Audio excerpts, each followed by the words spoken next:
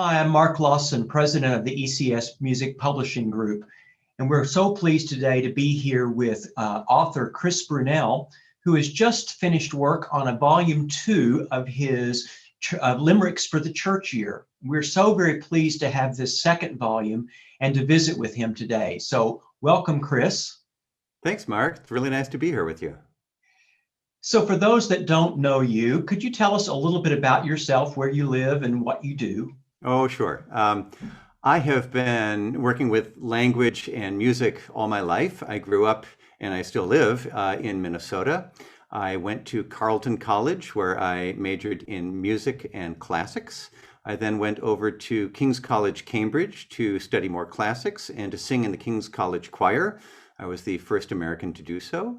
I finished up my graduate work in classics at Chapel Hill and spent 20 years as a college professor of classics and sang and played throughout that time until I moved back here to Minnesota and moved to Carleton, my alma mater, where I now work in alumni relations. And about 18 years ago, I began to be and still am the director of music at First United Church of Christ here in Northfield, Minnesota.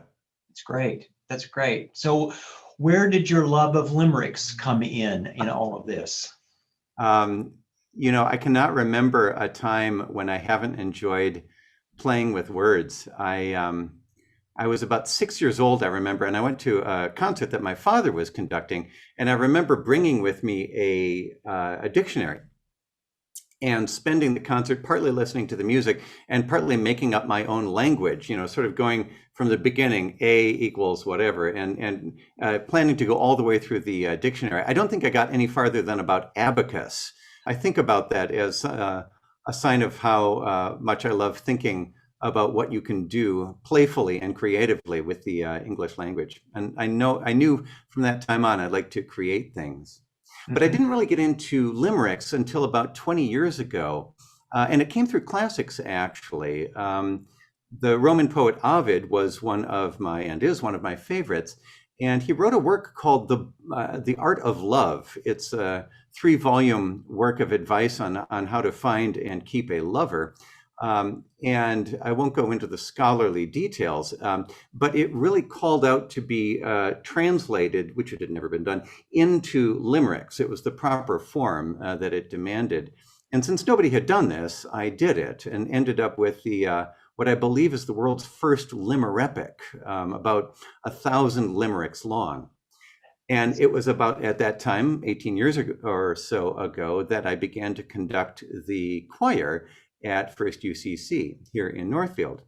And when I began those rehearsals, I thought I wanted to bring something to the choir, not just the music that we would be singing, but something that showed that I took these rehearsals seriously as an opportunity in other ways as well.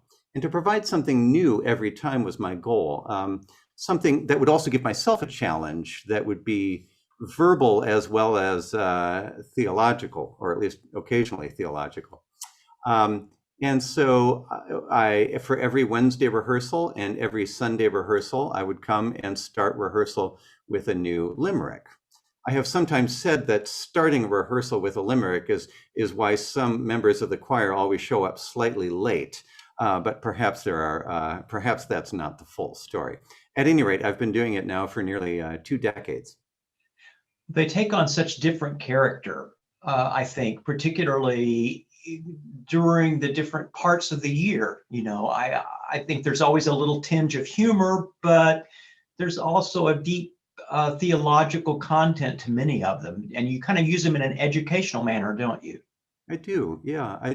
People think of limericks as lowly, but my goal is never simply to be ridiculous. I try to blend the pertinent and the impertinent, if you want to put it that way. And to take the title of the work is The Church Year in Limericks, Volume 2. And so it goes through the entire church year from Advent, Christmas, Epiphany, Lent, Easter, Pentecost, as well as all of the parts of the life of the church that are important. The annual meeting, choir rehearsals, communion, prayer, community service, and especially here in Minnesota, weather and the effects of people's ability to get to church on time.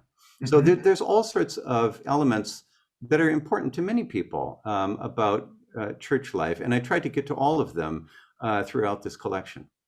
I know several people who use these every week in the beginning of their choir rehearsal and have used them in so many different creative ways. So it's really a unique collection. Do you mind sharing a couple of them with us? I'd be happy to. As one says, a mother loves all her children, and I'd be happy to share any of them. But I'll just give you a few. Actually, I'll start with a pair that goes together. These not all the limericks are singles. Some of them I had to keep going and finish the thought. So here's one or two about a famous hymn that I think everybody knows. Metaphorically, morning has broken, and the blackbird has, so to speak, spoken. All nature repays its creator with praise. To God's credit, God credits our token. My point is that all of creation is both object and representation, and the hymn tune Benesen confirms the great lesson of God and God's work in relation. So there's a little an homage to one of my favorite texts in the hymnary, Eleanor Fargen's "Morning Has Broken." I just love how that hymn uses metaphor and simile to get at the fundamental idea of how God's created world speaks to the glory of God. Well, thank you for this wonderful gift. And I think that people will enjoy this. You can go onto our website and look at samples of this. And we're so pleased that you just took time to visit with us about it today. So thank you very much. Yeah, thanks everyone. And thank you, Mark, for inviting me on.